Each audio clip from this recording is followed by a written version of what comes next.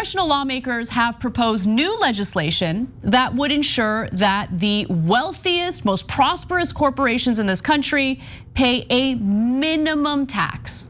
A minimum tax. Because the tax cuts for the rich under the Trump administration rolled back taxes for corporations to the point where companies like Amazon can get away with paying zero in federal taxes.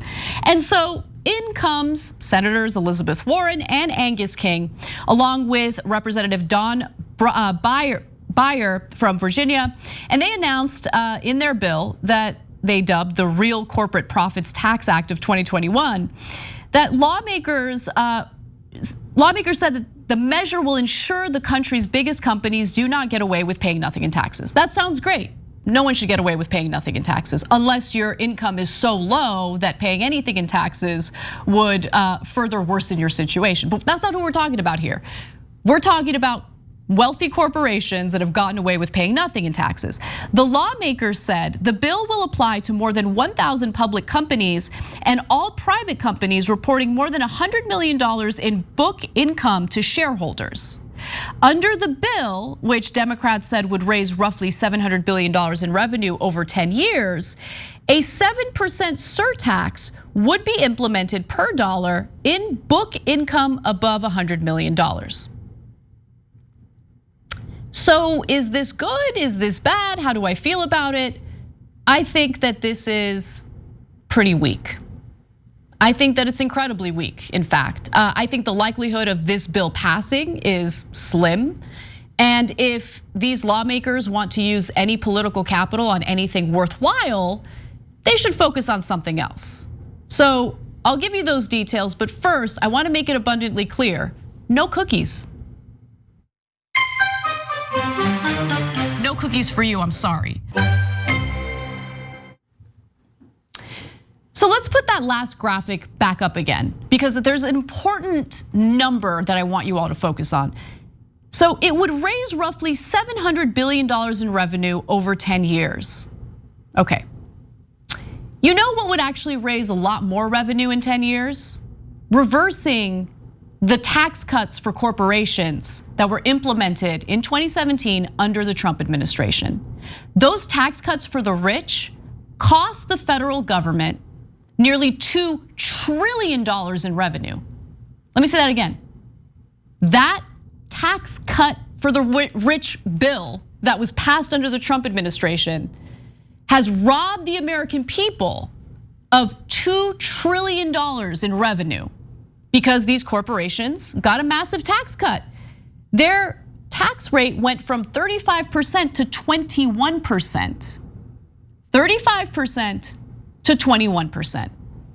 And now we're having a conversation about like, well, because of like the corporate tax loopholes that are still in place, all those corporate deductions that these companies can take, because of the incredibly low corporate tax rate, they're paying nothing. They're getting tax refunds in some cases. So why don't we just do a minimum tax of 7%? No, 7% is not good, not good. Why are we adding more to the tax code with this proposal, if it miraculously passes, by the way, when in reality, we could do something as simple as, I don't know, follow through with what Biden promised he would do when he was campaigning for president, which was reverse the tax cuts for the rich and for corporations. Now, he hasn't done that.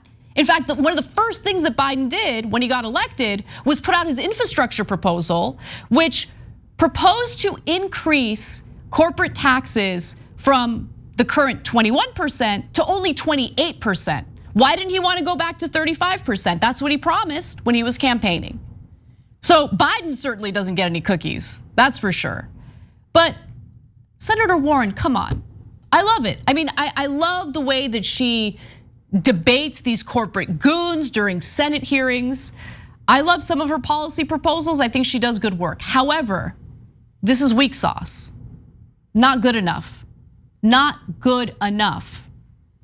The fact that Trump's tax cuts for the rich remain in place is shameful. And to not reverse that and instead propose a minimum tax of 7%, I just think doesn't go far enough, not nearly far enough. So let's talk a little bit about CEO pay and how much these corporations have gotten away with essentially paying nothing in taxes. So CEO pay in the United States rose by a staggering 1,322% between 1978 and 2020, a sharp contrast to the pay increase of the typical worker, which was just 18% during that same period. So these companies increase profits. They don't invest in paying their workers more, of course not, because they're looking out for their shareholders. So then they turn around and they increase the pay for their executives, for their CEOs. They give a nice return to their shareholders. And they also get to enjoy these massive tax cuts. Why? In 2020, a year of pandemic and widespread economic dislocation, the top executives at the largest public firms in the United States were paid 351 times as much as the typical worker, with CEO pay measured by salary, bonuses, long-term incentive payouts, and exercise stock options. CEO to worker pay ratio was 61:1 in 1989. Oh, that's fascinating. So it gives you a sense of just how bad the situation has gotten, just how much inequality has grown since the 1970s.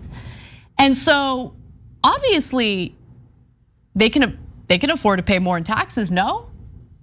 I mean, if CEOs can see their income rise by a staggering 1,322% since 1978, maybe some of that money could be used on taxes. Yeah, maybe they should pay their fair share. I'm not talking about 7%. I'm not talking about a measly 7% minimum tax. I mean, this bill is essentially proposing that corporations get taxed for not paying their taxes. How about they just pay their taxes? How about that? Let me give you more. A corporation can reduce its taxable income by deducting insurance premiums, travel expenses, bad debts. Wait, let's stop right there. Oh, they can deduct bad debts? So they owe less in taxes? Cool, can we do that? How many of us get to deduct our credit card debt? None of us, that's not a thing.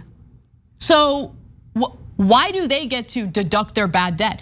These are what we're talking about when we talk about corporate tax loopholes. Let's continue.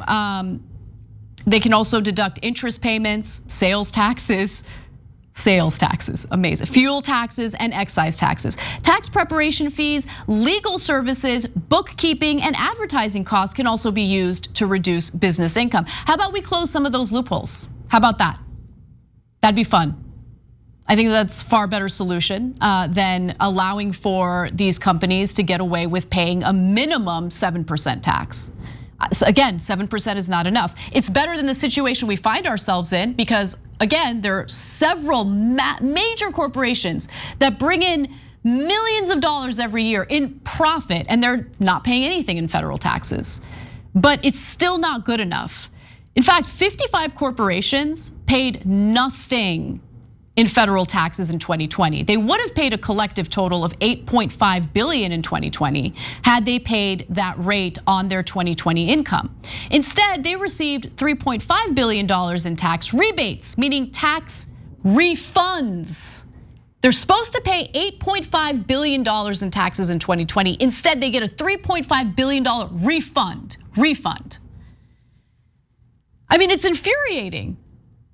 Tax breaks for renewable energy are part of the tax avoidance scheme for several companies, including all of these fossil fuel companies. Duke Energy, DTE, Xcel Energy, why are they getting tax credits for renewable energy? Is that being investigated? I mean, the IRS is certainly underfunded on purpose, so they don't do the necessary audits on the wealthiest tax dodgers. But it's fascinating to see fossil fuel companies take advantage of tax credits for renewable energy. A provision in the Tax Cuts and Jobs Act, that's the tax cut law that was passed under the Trump administration, allowing companies to immediately write off capital investments. The most extreme version of accelerated depreciation helped several companies reduce their income tax substantially. Consolidated Edison, Williams, PPL, and Sealed Air all use depreciation tax breaks to substantially reduce current income tax expenses, as did at least a dozen other companies. Look, I'm giving you this dense sounding content right now because the point here is you have corporate tax loopholes, you have a severely lowered corporate tax rate because of what Trump did in his administration. And the response from Democrats like Senator Elizabeth Warren is, we should just implement a minimum tax of 7%. No cookies, that's not good enough. That's my point. So again, this is not a personal attack on anyone, but it is an attack on weak sauce proposals that A, are unlikely to go anywhere, but B, are not even likely to provide a Band-Aid to the gushing wound that we're experiencing in America right now, with increasing inequality and with a system that continues to reward bad behavior at the very top while punishing workers and the poor. So we can't just say, look, it's something, it's better than nothing, it's better than what Republicans are doing. That's a super low bar. We deserve more. We, in the very least, deserve what Biden campaigned on, which was to reverse, I should say, those tax cuts for the rich.